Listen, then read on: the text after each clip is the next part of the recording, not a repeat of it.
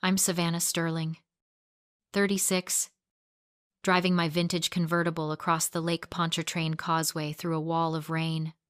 Tonight was supposed to be simple: arrive at the estate, hear the will, and leave. Suit pressed, nerves steadied. But when my foot hit the brake, it found nothing but empty air. No resistance, just the snap of a cut line. At 60 miles an hour, I realized my family didn't just want me disinherited, they wanted me erased. So I made a choice. I wasn't going to the hospital. I was going to the funeral. Before I tell you what my mother's face looked like when the dead daughter walked into the parlor, drop a comment telling me where you're watching from and what time it is. I want to see how far this story travels, to understand why my mother tried to kill me. You have to understand the architecture of the Sterling family. We lived in the Garden District of New Orleans, in a mansion that smelled of jasmine and old money. But the foundation was rotten long before I was born. My mother, Catherine, didn't raise children. She curated assets. My sister, Courtney, was the golden child. The show pony groomed for beauty pageants and society balls. She was perfect, pliable, and completely hollow.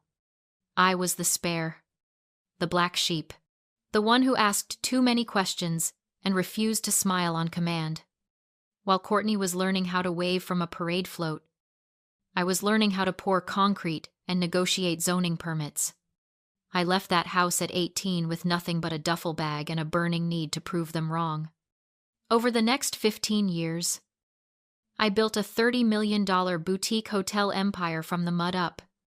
I did it without a single dime of Sterling money. But every time I closed a deal or opened a new location, my mother wouldn't offer congratulations. She would just ask why I couldn't be more like Courtney, who had never worked a day in her life. People always ask why I stayed in contact, why I let them treat me like an interloper in my own bloodline. The answer isn't simple. It is the trap of normalized cruelty. When you grow up in a household where affection is rationed like water in a drought, you do not realize you are dying of thirst. You think that is just how the world works. It is the boiling frog effect. They didn't start by cutting my brake lines. They started by forgetting my birthday, then dismissing my grades, then erasing my achievements. You learn to accept the unacceptable in microdoses until the toxicity feels like home. I thought if I just became successful enough, rich enough, or useful enough, they would finally see me. I was wrong. Usefulness was my death sentence. The catalyst was grandfather Arthur. He was the patriarch, the only person in the family who cared about the business rather than the image. When he died last week, the shield protecting my mother shattered. Arthur was the only one who checked the ledgers. His death meant the estate would be audited, and the will would be read. My mother knew what that audit would find. She knew about the $45 million missing from the charitable trusts. She knew that, as a successful businesswoman, I would be the one to spot the discrepancies immediately. She didn't hate me because I was a failure. She hated me because I was the only one competent enough to expose her. Elimination wasn't personal. It was a necessary business transaction to keep her secret buried. That is why I was on the bridge that night. And that is why, as I stood on the side of the road with rain mixing with the blood on my face, I realized the time for seeking approval was over. I wasn't going to the reading to inherit. I was going to burn their house down. I parked my rental car at the edge of the crushed shell driveway, leaving the wreckage of my convertible for the police to find on the bridge. The walk to the front door of the Sterling estate felt like moving through molasses. The New Orleans humidity clung to my skin, mixing with the sweat and the dried blood on my cheek. I hadn't changed my clothes. My white blouse was stained a rusty brown. and my left arm was wrapped in a crude bandage I had fashioned from a silk scarf. I looked like a walking crime scene, which was exactly the point.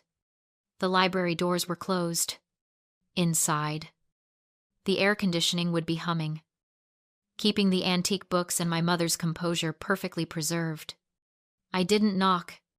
I pushed the heavy oak doors open with my good arm and stepped into the cool, scented silence. The scene before me was a tableau of unearned grief. My mother, Catherine, sat in a high-backed velvet chair, dressed in impeccable black silk, dabbing at dry eyes with a lace handkerchief. Courtney was beside her, looking fragile and lovely in a mourning dress that probably cost more than my first car. Mr. Boudin, the family attorney, sat behind Grandfather Arthur's massive mahogany desk, reading from a thick document.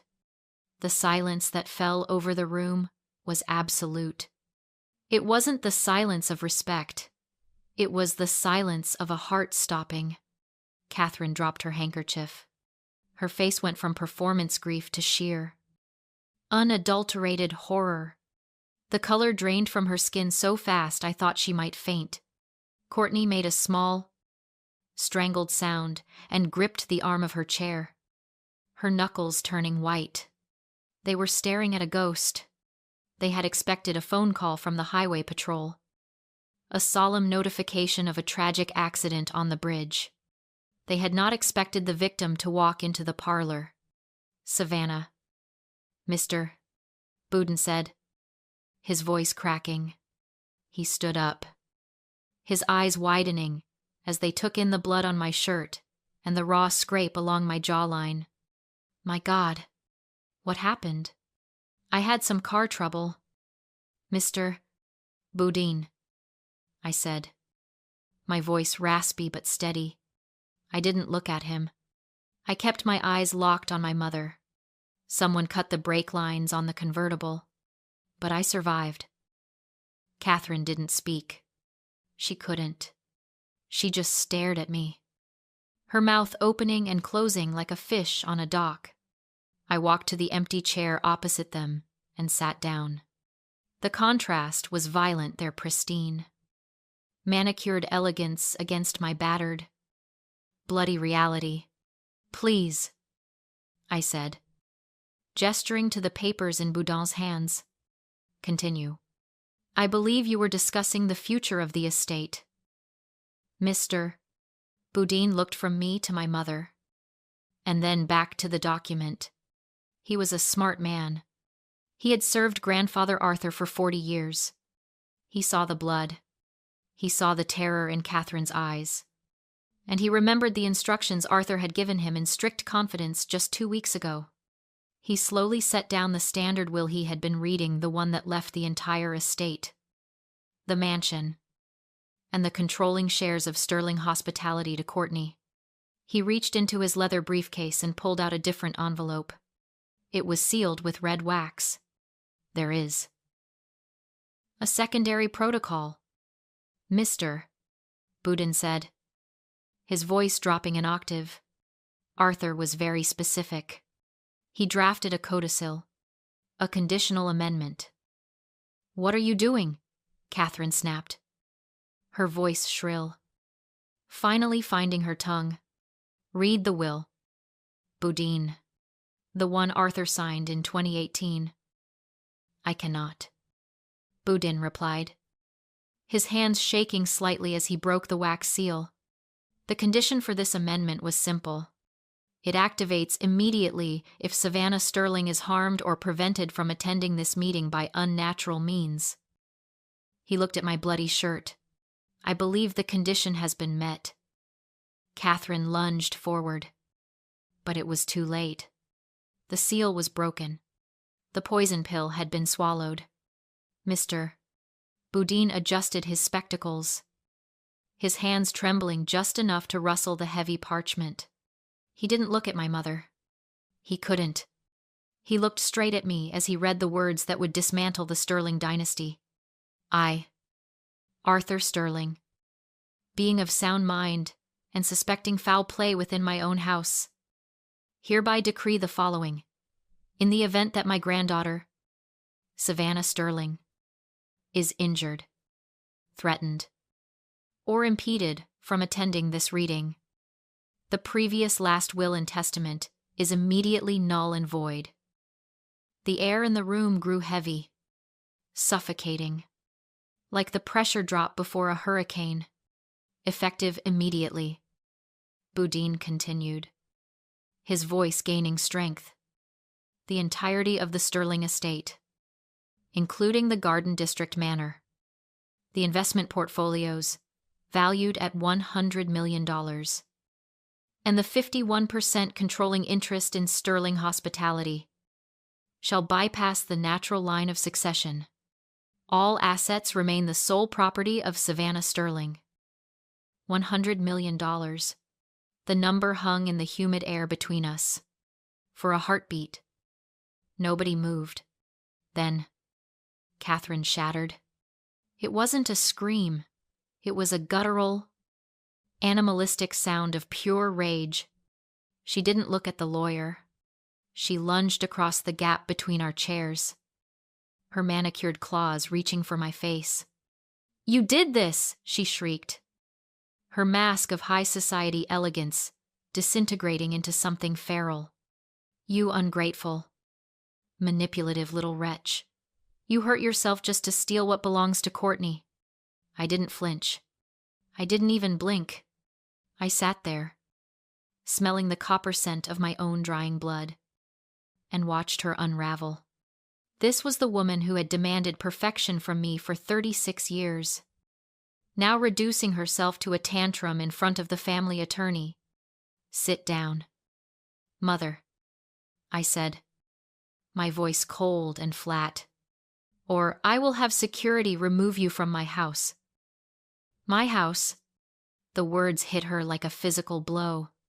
She froze, her chest heaving, realizing the power dynamic had not just shifted, it had inverted. She was no longer the queen of the Garden District. She was a trespasser. Courtney was sobbing now. A soft, pathetic sound. "Mom, please," she whimpered. "Please stop." "Don't you speak to me," Catherine whipped around, turning her venom on her favorite child. "You let this happen. You were supposed to be the future." But the escalation wasn't finished. The heavy oak doors of the library swung open again. But this time, it wasn't a servant with tea. It was 2 uniformed officers from the New Orleans Police Department, their rain slickers dripping onto the antique Persian rug. Behind them stood a detective I recognized from the news. Detective Landry. "Excuse the intrusion," Landry said, his eyes scanning the room before landing on the bloody bandage on my arm. "We received a call from the mechanic towing a vehicle off the causeway. He found something interesting. The hydraulic lines weren't frayed. They were cut. Clean. With wire cutters." Catherine stiffened, her back straightening into a rigid line of defiance.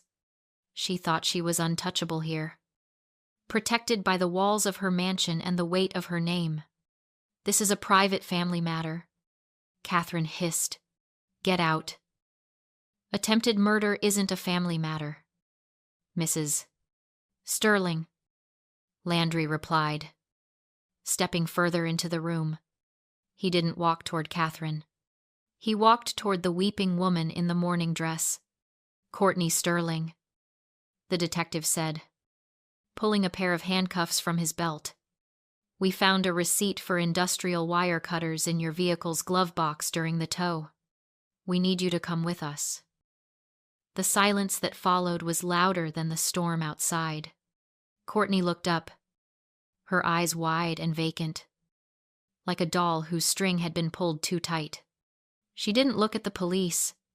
She looked at our mother, begging for permission to speak, begging for a way out.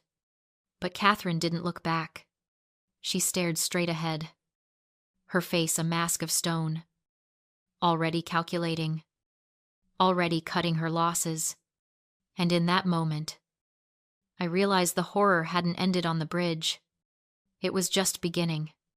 The click of the handcuffs was small, metallic, and final. Courtney didn't fight. She just slumped, her spine giving way under a weight I hadn't seen until that moment.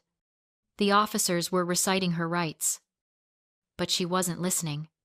Her eyes found mine, and for the first time in 33 years, the mask of the perfect debutante was gone. There was nothing behind it but terror. I had to, she whispered, her voice a jagged shard of glass. He has Madison? I froze. Madison, my 7-year-old niece. The family narrative was that she was at an equestrian camp in the hill country. Who has her? I demanded, stepping closer despite the officer's hand raised to stop me. Curtis. She choked out. Uncle Curtis. She isn't at camp. She is at Serenity Hills. Serenity Hills. The name made my blood run cold. It wasn't a camp. It was a high-end juvenile psychiatric facility on the North Shore. A place where wealthy families stashed inconvenient children to avoid scandals. And it was owned by a private equity firm, controlled by our Uncle Curtis, the man who had always been the family's shadow. The realization hit me with the force of a physical blow. The sabotage wasn't just about greed. It was coercion. My mother and uncle hadn't just corrupted Courtney. They had weaponized her motherhood. They had taken her child hostage to force her to kill her sister. I looked at Courtney. Really looked at her. And the anger that had been fueling me since the bridge began to curdle into something colder and more tragic. I had always envied her. I had hated her for being the chosen one. The golden child who got the praise. The dresses. The love. But standing there, watching her weep for a daughter she couldn't protect, I saw the truth. Being the golden child was never a blessing for Courtney. It was a slow destruction. I grew up the black sheep.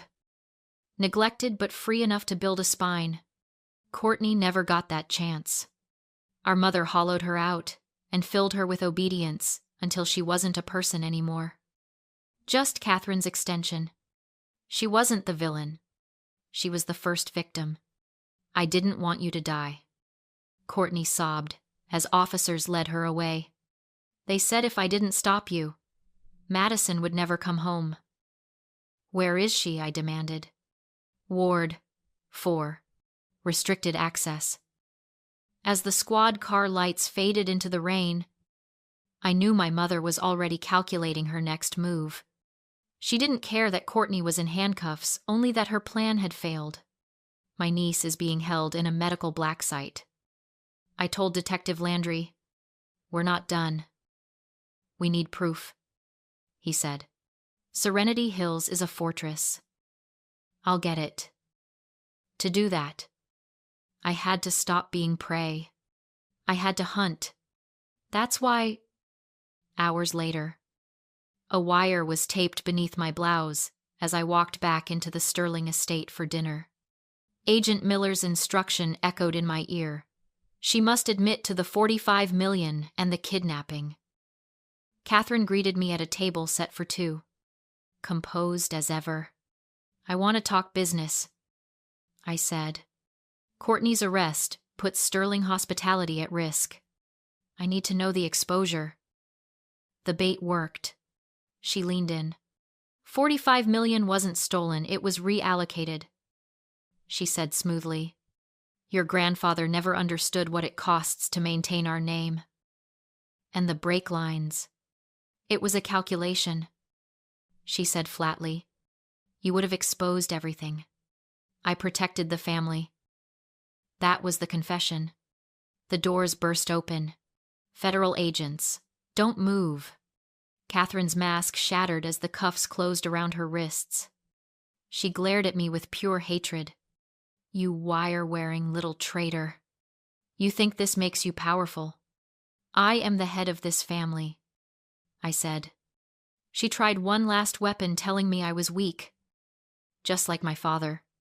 But she didn't know what I knew. Grandfather told me about the affair, I said. About Uncle Curtis. Courtney isn't Edward's daughter. I am the only legitimate Sterling heir. Catherine collapsed, finally defeated. As they dragged her into the rain, I looked at the empty chair she ruled from for decades. The reign was over, and I was the only Sterling left at the table.